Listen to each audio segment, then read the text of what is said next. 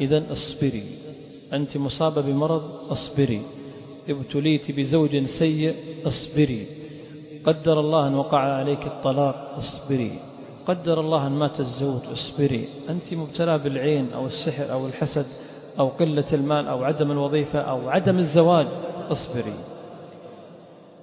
نتجول في جزاء الصابرين والصابرات. الآية جاءت الصابرين والصابرات يشتركنا في الآية. وأتمنى ሰላም አለይኩም ወራህመቱላሂ ወበረካቱ። ቡድና የተከበራችሁ የዘይና ቤተሰቦች እንደምናችሁ ሰላም ናችሁ ወይ? እንዲሁም ክርስቲያን ወገኖች ሰላም ብያለሁ። ዛሬ ይዤላችሁ የመጣሁት በጣም አስተማሪ ቁም ነገር አዘል ያለው ታሪክ ነው። በጥሞና እንድታዳምጡኝ በትህትና እጠይቃለሁ።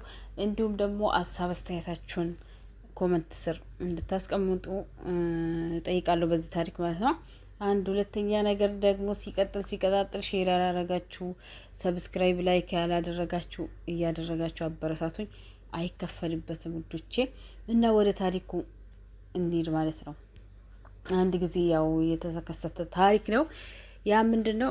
እንደኛው ስደተኛ ናት። ስደተኛ የታችን ልጆች ጥላ ነበር መጣችው ለባሏ ማለት ነው። እሷ ስደት ላይ ሆና ልጆቿን እያሳደገች እየሰራች ነበርና በቃ ወሬ ይመጣለታል ለሷ ማለት ነው።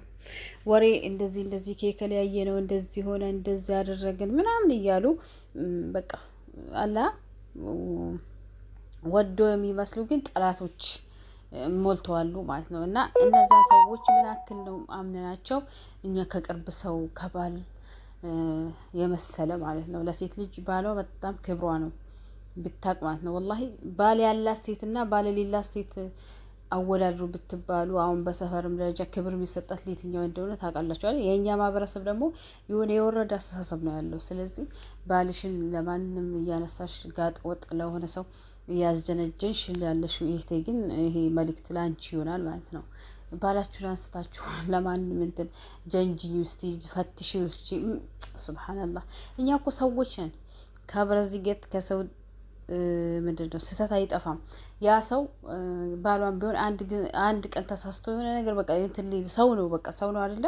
ሲጀመር በሴትና በወንድ መካከል ያለው ሰይጣን ብቻ ነው። ሰይጣን ነው ሶስተኛው ሰይጣን ነው ብለ ሰይጣን ምን እንደሚሰራ ታውቃላችሁ፣ ተንኩሉ ማለት ነው። ስለዚህ እንደዚህ የምታደርጉ ሴቶች ምናችሁ ነው የሚያማችሁ ነው? ምናችሁ ነው የሚያማችሁ? የምሬ ነው እኮ አላህን አትፈሩ? እሱን ወንጀል ውስጥ ተከቸለሽ ለራስሽን ወንጀል ውስጥ ተከቸለ ጋደኛሽንም እንደዚህ የምታደርጉ ሴቶችና ምን ተፈጠረው መሰላችሁ? እነዛ ሰዎች ይነግሯታል። በቃ ወሬ በጣም ብዙ ሰውን ትዳር በትኗል። በቃ ብዙ ሰው ማለት ነው። አሁን የቆጫቸው በጣም ብዙ ሰዎች አሉ። በወሬ ምክንያት የተበተኑ ትዳሮች በጣም ብዙ ናቸው። ሶስተኛ ወገን ገብቶ ማለት ነው ያውቀው ያውቀዋል። እና እነዚህ እቺ በቃ ብላ ሰማለች፣ ትናደዳለች። በትክክልም አታናግረው ማታወራውም ለሱ ራሱ ማለት ነው። ባሏ በትክክል ያወራታል። የልጆቿ እናት ናት እንግዲህ የልጆቹ እናት ናት። በቃ ናፍቃው ደውላል። እሷ ስራ ነኝ ማድረሹ እያለች ታለግጥበታለች። ለምን በቃ ከሴትዬ ነው እንደዚህ። ሴቶች ደግሞ እንደዚህ አይነት ነገር አይወዱም። ሴት ልጅ ባሏ ከእንደዚህ አይነት ሰው ታየ ሲባል በጣም ትናደዳለች። ቅናትም ቢጤ ያለባቸው ሴቶች እና በዛ ያኔ ትናደዳለች በጣም። ከዛ እሺ ብላ እንትን ብላ እቺን ጓደኛዋን አብራት ያለችውን ጓደኛ እንደዚህ ከሆነማ ለምንድነው ማላስጀነጅ ነው ብላ ይዛ ጅንጅን ታዘርገዋለች። ስታስጀነጅ ነው እጀነጅንላታል። ለዚች አብራት ላለችዋ ጓደኛ ያወራሉ፣ ምን ይላሉ። ግን እቺ ለዚች ደግሞ ተሸውዳለች። አረ ምንም አያወራም፣ አረ ባልሽ ጨዋ ነው ምናምን ትላታለች። እቺ አብራት ያለችዋ ጓደኛዋ ማለት ነው። አብረው በአንድ ቤት ነው የሚሰሩት። እንግዲህ ወሬው የሚያመጡላት ከዛ ሀገር ቤት ያሉት አዲስ አበባ ያሉት ናቸው። ከዛ እቺ ደግሞ ብላ ሰማች። ከዛ እቺን ጀንጅኒ ትላታለች። እቺ ትጀነጅናለች። አበሰለችው ማለት ነው። ይሄ እቺ አብራት ያለችዋ። ከዛ ምን ብታረቅ ጥሩ ነው? አወሩ ወደ ኒካ ሄዱ ማለት ነው። እንግዲህ ለሷ እያታለለቻት ነው። እሷ ምን ብለዋለች ለባልየው? እኔ እኮ በፌስቡክ ነው ያገኘሁት ቁጥርህን ትለዋለች። ያን ሸውዳው ማለት ነው። እሱም ደግሞ አምኗታል። በቃ በፌስቡክ ካገኘችኝማ ብሎ ያው አወራት። ምስት የለኝም ብሏል ምናምን። ከዛም በቃ እኔ ስመጣ ትቀበለኛለህ፣ ቦሌ ሄደ ትቀበለኛለህ ብለዋለች። ቦሌ ሄዶ ሊቀበላት ሊሄድ ነው። በቃ ተዘጋጅቷል። አሁን እቺ ምን ታደርጋለች? የኒካዋ ቀን እጃዛ ትወጣለች። እጃዛ ወጥታ ከዘመዶቿ ሁሉን ነገር እንትን ብላ ትመጣለች። እቺ ሳታቅ ማለት እቺ አላወቀችም፣ ምንም ነገር ያወቀችው ነገር የለም። ከዛ ለዚህ ደግሞ ሸውዳታለች። ወንድሜ ላይ ያገባ ነው ምናምን ብላ ነው ሸውዳት የሄደችው ማለት ነው። ከዛ መጣች። አንድ ቀን ሽንት ቤት ስትገባ ይሄን ስልኳን ጥላው ገብታለች። ያኔ እኔ እንጃ ስታወራ ነበር አሉ። ስልኳ እንደዚህ ጣል አድርጋው ገባች። ከዛም ብድግ አድርጋ ይሄን ስልክ ስትፈትሽ ያሰሩበት ቀን በቃ ከሱ ጋር ያወሩት የሱን ድምጽ የሱ ስልክ በቃ በጣም ደንግጣለች። በጣም ደንግጣ ፌንት ነቀለች። ከዛ በኋላ ለሰዎቹ እቺ ከሽንት ቤት ስትወጣ ፌንት እንትን ብላለች። ከዛ ጠራችና ሰዎቹን ወድቃለች ምናምን ብላ ተናገረች። ከዛ መተው ሐኪም ቤት ወሰዷት። ምን ሆነሽ ነው ምናምን ስትባል ምንም በቃ እኔ እንጃ ይሄን ጉዷን እንዴት ትናገር። በጣም አፈረች፣ በጣም አፈረች።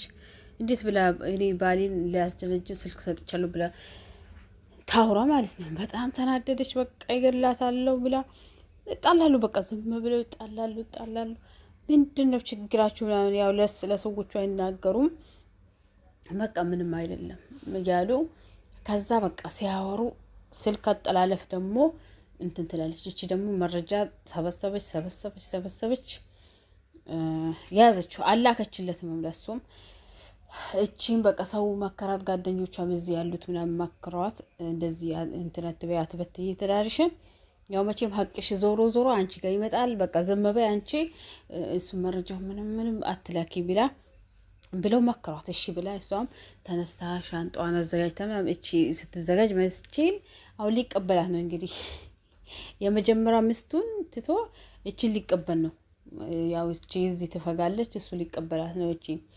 ከዛ እቺም ጊዜዋን ጨርሳ ልትሳፈር ነው። እቺ ደግሞ ገና አልጨረሰችም። የልጆች እናት ባላ ሊወሰድባት ነው። ምን ታድርግ በቃ እኔ ልጆቼ አንዱን ልጅ መኪና ገጭቶታል ብላ አውቃ ማለት ነው ከሷ ጋር መሄድ እፈልጋለሁ ብላ በግድ ትኬት አስቆረጠች። በግድ ማለት ነው አብሮ እንግዲህ እቺ ሜደች በአንድ ጠያራ ነው ደግሞ የሚቆርጡላቸው አይደለ። ከዛ በግድ እንደምንም ሄዱ። እኔ ጉዱና ያለው ብላ ማለት ነው። እንቺ ያው ሊቀበላት ነው ፋ ብላለች ሄዳለች ማለት ነው። የዛች ወንድሞቿ መጥተው ነበር አሉ። ከዛ ሁለቱም ወርደው ጠበቁ። እንግዲህ ማን እንደሚወስድ አስቢ። በፎቶ ነው የሚያውቃት፣ እቺን ደግሞ በአካል ነው የሚያውቃት። አስቡ እንግዲህ። ከዛም እነዛም ተዘጋጅተው መኪና ተከራይተው ምናምን አጅበው ሊወስዷት ምናምን መጥተው ነበር አሉ። ትባላለች ብላ እዛ ኤርፖርት ላይ እንዳለ ቀውጠው ማለት ነው። በቃ ሰው ተሰበሰበ። ምንድነው ይገላታለው ብላ ይሄም ባልየው መጣ፣ ግራ ገባው፣ ደነገጠ ምናምን። ፖሊስ ይዞት ሄደ እሱ ማለት ነው። እንዲህ ነው ብላ ተናገረች ማለት ነው። እቺን ደግሞ አይንሽ ላፈር ወንድሞቿ እንዴት እንደዚህ ታደርጊያለሽ? እንዴት በሰው ትዳር መሀል ገብተሽ እንደዚህ ታደርጊያለሽ? ብሎ ወንድሞቿ ቅጥቅጥ አንድ ወንድሟ ይገላታለሁ አላሉ።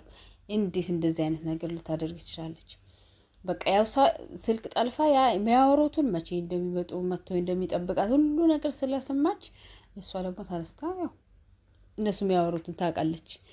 ለፖሊሱ ይሄን ሁሉ አስረዳች፣ መረጃውን አምጣ አቀረበች ማለት ነው እቺ ልጅ። ከዛ ያው እሱ እስር ቤት ገባ። እቺን ደግሞ የሁለተኛ ሚስት የተባለችው ቤተሰብ ይዟት ሄደ። ውሻ አድርጓታል። ውሻ በቃ እዛ የነበረው ሰው ሁሉ የተሰበሰበው እንዴት እንደዚህ ታደርግ፣ ምን አይነት ሴት ነሽ፣ ምን አይነት ሰው ብትሆኝ ነው ምናምን ብለው እኔ ጥፋት ነው እንዴ የእሷ ጥፋት። እሷማ ያው ባሏን ለማስፈተሽ ብላ ነበር ይሄን ጥፋት ያጠፋችው። ግን አንቺ እንደዚህ ማድረግ አልነበረብሽም። እያወቅሽ የልጆች እናት እንደሆነች እያወቅሽ ስደተኛ ናት፣ እንዳንቺ ስደተኛ እንዴት እንደዚህ ታደርጊያለሽ ብለው ሰው እንዳለ ጮኸባት አሉ። እና በዚህ ታሪክ ምን ተማራችሁ? ይሄ ታሪክ ምን ያስተማራችሁ ለእናንተ?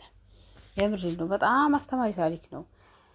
እና እንደዚህ የምታደርጉ ሴቶች አላህን ፍሩ ማለት ነው። ለምን ሰውንም ወንጀል ውስጥ ነው የምትከቱት? ይሄንንም እሷንም እንደዛው ባልየውንም እንደዛ ማለት ነው። እና ከእንደዚህ አይነት ተግባር አላህን ፍሩ፣ አላህን እንትን ብላችሁ ተቆጠቡ ማለት ነው።